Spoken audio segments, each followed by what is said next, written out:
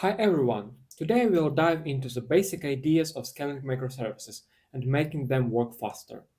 We'll talk about how to keep your production up and running and how to handle high traffic without big problems. So, first we need to understand what scaling really means. It's the ability of a system to handle growing load effectively without losing performance. There are two main ways to do it. The first one is vertical scaling or scaling up. This means adding more power to one existing server, like CPU, memory, disks, or network. The second way is horizontal scaling or scaling out. This means running many identical copies of the same service. We don't have to choose only one of these approaches.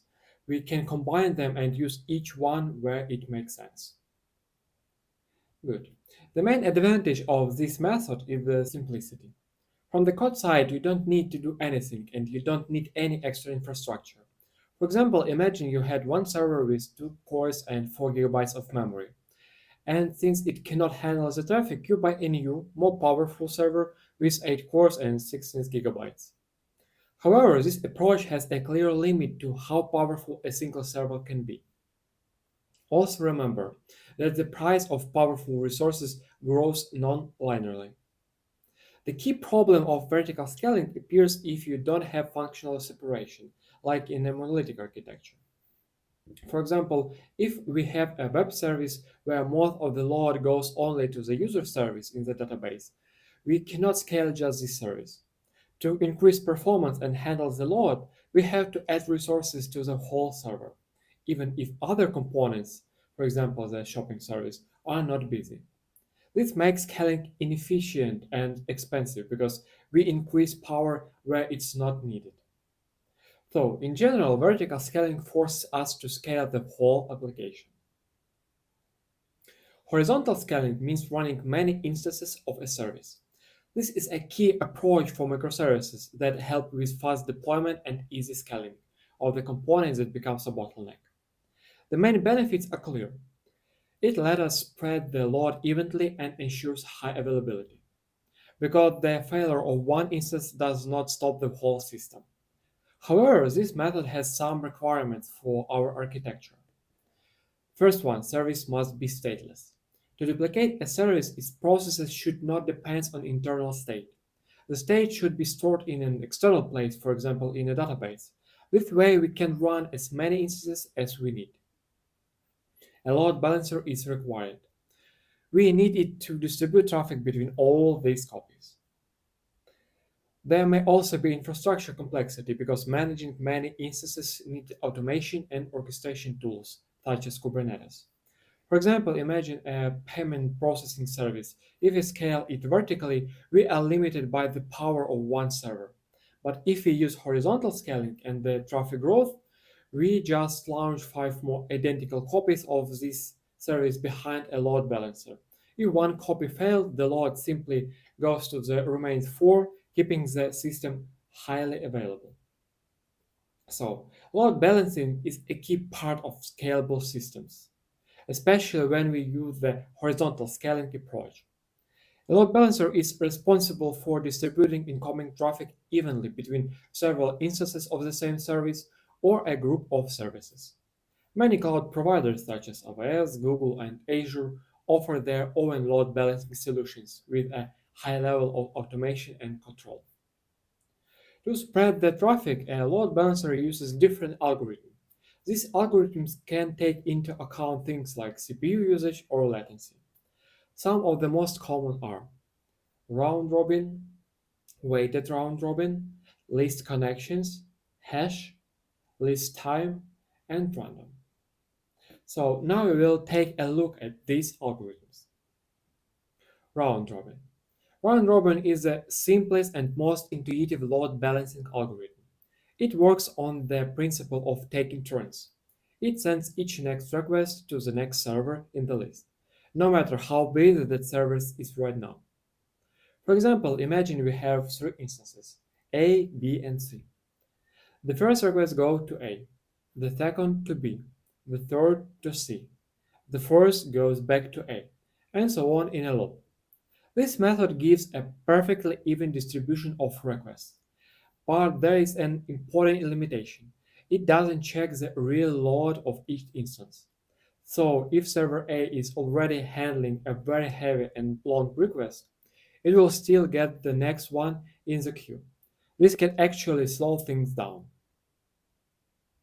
Weighted round robin is an improved version of the basic round robin because it lets you set weight coefficient for each server. This approach is great when you have instances with different power. For example, your second server B might be much stronger than the first A and the third C. In this case, you can give B a higher weight, for example 2x, so it will get more traffic proportionally. Unlike simple round robin, this algorithm distributes the load based on each server's capacity, which helps use resources more efficiently. However, it still doesn't react to sudden change in load because the weight is set statically. The least connections algorithm is a dynamic approach that tries to send traffic to the least busy server. The load balancer keeps track of how many open connections are active on each server. Every new request always goes to the instance with the fewest active connections. This algorithm is especially useful if the framework you use is asynchronous and servers can keep many long but inactive connections, for example WebSockets. This way it helps prevent overloading some instances that might be slowed at processing. The hash method uses a specific attribute of the incoming request to decide which server should handle it. It usually takes the hash of the client's IP address or the session ID. The main goal here is to make sure that requests from the same user always go to the same server. This is extremely useful when you combine load balancing with caching. If a user has just generated some data or results, these cached results will stay on the same instance. This makes the next request much faster because the load balancer keeps the client sticking to a specific server. List time is a dynamic algorithm that focuses on the performance of each instance. Instead of just counting connections, the load balancer measures how much time each server usually takes to process requests. So the logic is simple. If server B responds faster than server A, it means B is less loaded or simply more efficient. In this case, the balancer will send more traffic to the faster instances. This method lets you react very flexibly to the real performance of each server, even if their nominal power is the same. That's why choosing this algorithm wisely can bring a big performance boost. So it's a good idea to run performance testing to find the best algorithm for your specific case. Okay, when we talk about load balancing with queues, we move to the idea of asynchronous communication. Unlike synchronous load balancers where a request is handled right away, here the producer sends a message to the queue and the consumers, like your microservices, pick it up whenever they are ready. The main advantage of this approach is much better resource utilization, because the services take tasks from the queue only when they are ready to process them. We have already seen that services can be scaled horizontally. We just add new instances and they can easily handle more and more requests. But here's a hidden problem. All these services still connect to one single database, and this can become a real bottleneck. Read and write requests starts to overload the DB, even if you have 100 services. So let's take a look at how can we optimize databases. First thing that comes to mind is replication. There are two main types, master-slave and master-master replication. We'll also look at sharding and the types it can have. Let's start with the most classic approach, master-slave replication, also called primary replica. The idea is simple. We have a main database master that handles all write operations. From it, we create reading replicas, slaves. These are clones where we can only read data. This helps increase the read capacity of the system. Pros of master-slave replication. Read scaling. We can create many read replicas to handle a large number of read requests, effectively boosting the system's read throughput. High availability. If one replica fails, applications can read from others, keeping the system reliable for reading. Simplicity. This is a basic and well-documented mechanisms in most relational databases. And of course, cons. Replication lag. Replicas usually work in an asynchronous mode, though there is a delay between writing to the master and seeing data on the slaves, often about 10–20 milliseconds. This can cause temporary data inconsistency. Write bottleneck. Replication doesn't solve the write load problem because all write operations still go to the master node, making it the single limiting factor for handling writes. Okay, master-slave replication faces a fundamental problem. If we have a large number of write operations, the master node will eventually become a bottleneck. So a logical question appears: what if we allow writing to several databases at the same time? This is exactly the idea behind master-master replication. In this setup, two or more databases work as master nodes and replicate data to each other. Pros: higher availability. Then there is no single point of failure for writes. Even if one master goes down, another can still handle both reads and writes requests. Potential for write load balancing. In theory, this lets you distribute the write traffic across several servers. And cons of this approach. Complexity. Setting up and maintaining multi-master replication needs careful architecture and fine-tuning. Complicated consistency. This is the main drawback. Two master nodes located in different places or even on different servers can get conflicts write operations at the same time. To resolve such conflicts, for example, two users updating the same role, you need complex algorithms, often with extra application level logic. Okay, if we really have a huge number of write operations, we need to use sharding. The main goal of sharding is to increase the performance of write operations and reduce the overall load on the biggest tables in the system. This is done by splitting a large table into smaller subtables, which can be placed on different physical servers, spreading the load. The database uses a sharding key or partition key to decide which shard the data should go to. There are different ways to split the data. Hash sharding. We use a hash of the key to split data evenly. This balances the load well, but is harder to scale when we need to add a new shard. Range sharding. We split by value range, for example by ID or dates. It's simple, but it can create a hot shards of most data goes into one range. Another popular way is geo-sharding, splitting data by geography. This approach keeps the data closer to the end users, helping to reduce network latency. Geo-sharding is perfect when data can be clustered and stay isolated.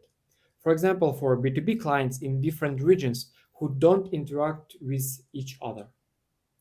Sharding has some clear advantages. We can finally scale writes as well as reads, not just reading. It offloads large tables and a single server. We can place data closer to users, reducing latency. But there are also important drawbacks: complex joins and aggregations. Now the data is spread across different shards, and collecting statistics or running complex queries becomes harder. You must carefully choose the sharding key. Otherwise, one shard may get 90% of the load and become a bottleneck again. Scaling and rebalancing data when adding new shards is a tricky task. Now let's move on to functional decomposition. This is one way to scale when we split a big application into separate microservices. To understand it better, let's look at an example that we'll use later when we talk about different types of decomposition. Imagine our application is split by domain. We have user, payment, inventory, and order services. Each of these microservices has its own resources, including a separate database.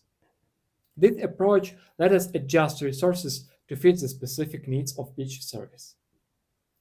Well, the simplest option is to give more resources to a specific service. For example, if we see that the highest load is on the user service and it suffers from high CPU usage, we can apply vertical scaling only to it.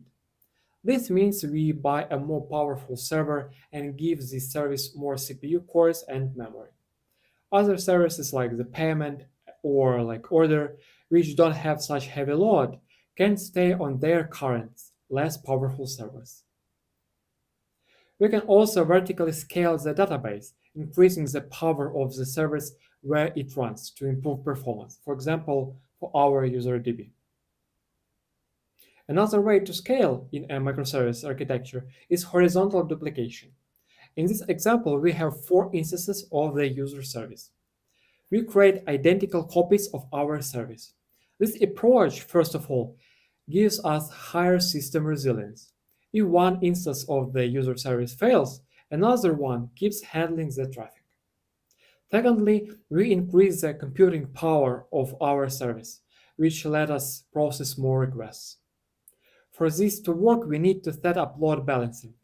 The load balancer distributes incoming traffic evenly between all copies. It's critically important that services interacting with the user service, for example, the order service, don't need to know how many copies exist. They connect to a single entry point, the load balancer, and it routes their requests. Also remember that we can horizontally duplicate databases as well. This is done using replication, which we discussed earlier, and it helps scale read operations effectively. In this example, each user service works with its own shard. We already said that data partitioning helps increase the performance of write operations. It does this by splitting a big table into smaller subtables placed on different servers. When a request comes into the system, we use the partition key, already at the load balancing stage. This lets us send the request for a specific user, for example with ID 525, directly to the instance of the microservice that serves that exact shard. Another great example of functional decomposition is CQRS. These patterns mean that read operations query and write operations command are separated.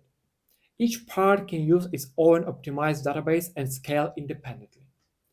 This approach gives us huge flexibility in choosing tools. For example, for the command side, where data integrity is important, we can pick a strongly consistent database such as PostgreSQL. And for the query side, where we have many more read requests, we can use NoSQL databases where data is stored in a denormalized way for maximum read speed. The synchronization between the write database and the read database usually happens asynchronously through an event bus, like a message broker. This way, the read logic stays stable even if the write logic temporarily goes down. So let's continue. Imagine that at the same time our app gets peak loads. For example, we checked the charts and saw that the highest traffic is from 5 p.m. to 8 p.m., when people go home from work.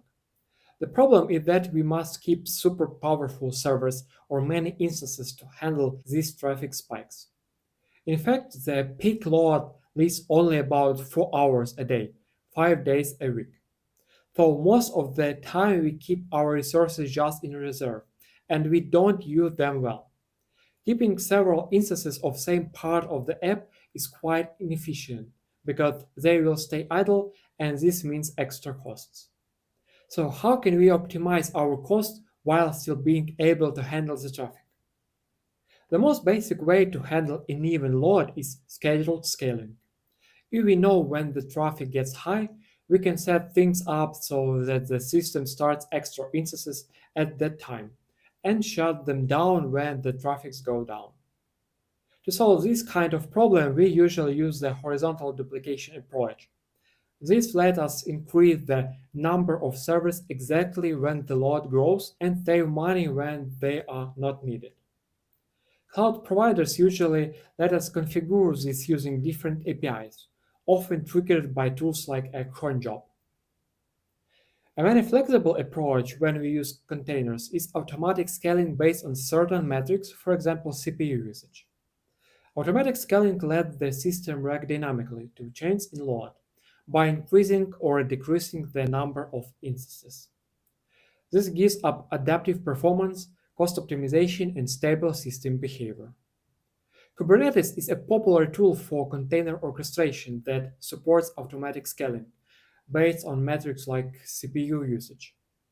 For example, in the YAML configuration, we can set the minimum and maximum number of pods and a trigger, say scaling from 2 to 10 instances.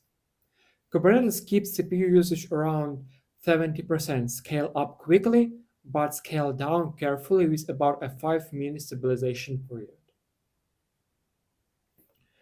Good. Serverless is often built as nanoservices, where each API endpoint is implemented as a separate function. These solutions offer a high level of automation scaling because the provider fully manages the infrastructure. An instance of the function starts for every single request and stops after finishing it. This allows exploding scaling where you can go from one instance to hundreds in a very short time. The main advantage of serverless is the cost model. You pay only for actual use, like pay per use. Pricing depends on how long the function runs, how many resources like CPU and memory you allocate, and how many parallel executions happen. This is perfect for event-driven architectures and functions that are not used very often. Let's review the basic way in which serverless functions scale as you take a function from your laptop to the cloud. First, at a basic level, a function takes input and provides an output response. Second, that function can be repeated with many inputs, providing many outputs. Third, a serverless platform like Cloud Functions or AWS manage elastic, horizontal scaling of function instances. Fourth, also this platform can provide near infinite scale that can have consequences for other systems with which your serverless function interact. Now we came to another important optimization mechanism, caching. Caching is one of the most effective strategies for improving performance because it helps reduce delays and the load on core services. The main goal of caching is to cut down the number of complex calculations and network calls, which leads to faster responses. This is especially useful for scenarios with long-running processing, so we can avoid repeating expensive computations. We can store in the cache the results of complex calculations or aggregations. Caching is also important because it keeps data closer to where it's used. Usually, the cache stores data in RAM. Memory for caching is a bit more expensive than storage used by databases, which rely on disks. However, using RAM gives a huge speed boost. The cache can be many times faster than disk. Some popular tools for caching are Redis, Hazelcast, and Memcached. Cache placement is an important architectural decision, and its choice depends on the use case and the need for fresh data. There are two main approaches. Let's start with the client-side cache. Here the data is stored on the client side, for example in the browser or mobile app. Its main advantage is reducing the number of network calls. Keeping this cache fresh is much harder. This is often called the many clients problem, where caches on different clients can become inconsistent or stale. To control freshness, we can use things like HTTP cache control headers or timestamps, which help the client decide whether the data is already outdated. On the other hand, the server-side cache is placed close to the service that uses it. This makes it much easier to keep the data fresh because when the server updates, it can refresh the cache immediately. This kind of cache is great for avoiding repeated heavy or long-running computations. So we can see that both approaches have their pros and cons. It mostly depends on how close we want the data to be to the end user and how easily we can keep it up to date. We are now moving to a closer look at specific caching strategies. And the first ones are the cache-through strategies. The key idea here is that all read and write operations go through the cache. Unlike other approaches, the cache itself is responsible for talking to the main data store. Let's look at read-through caching. When the service needs data, it asks the cache. If the cache reports a cache miss, then the cache itself goes to the database, gets the data, updates its own memory, and returns the result to the service. This has a big advantage. The application logic becomes simpler because the service only works with the cache and don't need to know anything about the database or how to talk to it. A great practical example of read-through caching is a CDN, content delivery network. Now let's check write-through caching. When we write data, the app sends the request to the cache. The cache first writes the data to the main database, waits for confirmation that the write succeeds, and only then stores the data in itself. Why writing to the DB first? Because if we save the data in the cache first but the DB writes later fail, we will get a data inconsistency problem. The main risk of the cache-through strategy is that if the cache goes down, your whole application becomes unavailable, since it was designed to work only through the cache. Unlike cache-through, where the cache was the middle layer for all operations, the cache-aside strategy is the most popular caching approach. It got its name because the cache sits to the side of the server or application. In this model, the application takes control. Your program decides when and where to go, to the cache or to the database. Let's see how it works for read-aside. The server always checks the cache first to find the needed data. If there is a miss, the app understands that the data isn't there and goes to the main source, the database. After getting the data from the database, the server stores it in the cache so that the next requests are fast, and only then returns the result to the client, because data is loaded into the cache only during the first read. This approach is also often called lazy caching. Now let's look at write-aside. We first save the data to the database. Only after getting confirmation from the database, we store the data in the cache. When writing, saving data to the cache can happen either synchronously or asynchronously. The next strategy is cache ahead. This strategy is rarely used in its pure form, but it's very specific and useful for certain tasks. The whole idea is that data is loaded into the cache in advance. Your client application knows nothing about the database or how to write data. It works only with the cache and just reads from it. So, who updates the cache? That's done by an external model. It can be a cron job that regularly reads data from the database and writes it to the cache.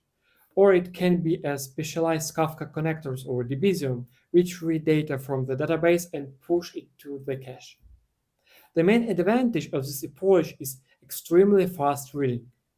Since the application never goes to the database directly for reads, we completely avoid latency when fetching data. For example, you might use this strategy when you have a cache that stores aggregated metrics or stored calculated by a separate service. That service aggregates data and writes it to the cache, and the app just delivers it to the user. However, there is also a drawback. If your cache crashes or is cleared for some reason, you will need to refill or warm it up again before it can serve data. So keeping cache data fresh is a critical task to avoid situation where cache information becomes outdated. Well, the choice of an invalidation method depends on how fresh the data must be and how complex the implementation can be. There are several key cache invalidation methods. TTL or time to live. This is the simplest way. Cache entities are automatically removed after a set lifetime expires. Although this approach is simple, it doesn't guarantee instant freshness of data. notifications, or event-driven architecture. Here, cache updates happen as a reaction to an event. For example, one of the events can be used to tell you to refresh your cache. You subscribe to events that signal data chains, and when such an event appears, you react by clearing or updating the cache. Timestamp. Each cached record contains the time it was saved. The client that receives this data can read the timestamp and decide if the information is outdated. This lets you implement custom business logic for working with the cache. For instance, if the main service fails and you can't get fresh data, using the timestamp lets you return slightly stale but still useful data. With TTL, such stale but valuable data would simply not exist. Okay, imagine we have one instance of a service that uses a local cache. Well, at this stage, everything is quite simple because the single program instantly fully controls its own cache. But if we scale our app and launch several more instances, each with own local cache, a serious problem appears. If different instances cache the same data, we face what's called the many client problems. This happens when several services, or in our case, several instances of the same service, cache identical data. Since they may update their local caches at different times, we start returning stale data and lose consistency. For example, one instance might already refresh its cache with fresh data, while another still serves old information. This leads to inconsistency across the system. The solution is to move from local, in-memory caching to a shared cache. This approach is often called using a shared client cache. Instead of every instance keeping its own copy of the data in ROM, we use a centralized caching server. This way, all instances work with one single source of cached data. It solves the consistency problem because all clients see the same fresh information. However, this architectural shift has its own trade-offs. Now, when our app needs data, it has to make a network call to this shared cache. That adds extra network interaction and latency. So we trade the simplicity and speed of local memory access for guaranteed data consistency in a scalable system. So let's sum it up. First, we looked at scaling. There are two ways: add more power to one server or run more identical copies of a service. Usually we combine them, but for microservices, scale out is more common. Second, for scale out to work, the service must be stateless. We keep the state in a database or cache. Traffic is handled by a load balancer. Third, load balancing. The simple option is round robin. If you need smarter solutions, use least connections or least time. Fourth, databases are a frequent bottleneck. For reading, use replicas. For heavy writes, apply sharding by cache, range, or GAO. Multi-master is tricky because of conflicts, so use it carefully. Fifth, functional decomposition. We split the system into microservices by domains. Each one can be scaled differently. Add instances, update hardware, or partition data where needed. Sixth, peak loads. If you know the busy hours, use scheduled scaling. With containers, Kubernetes autoscaling works well based on metrics. For event-driven or rarely used tasks, serverless is a good fit, but keep an eye on costs. And finally, caching. Placement on the client near the service or a shared external cache for all instances. Patterns: cache aside, cache through, cache ahead. Invalidation: simple TTL, events, or checking freshness with a timestamp. Okay, let's wrap this up with a short quiz. And thank you all for today and see you next time. Bye bye.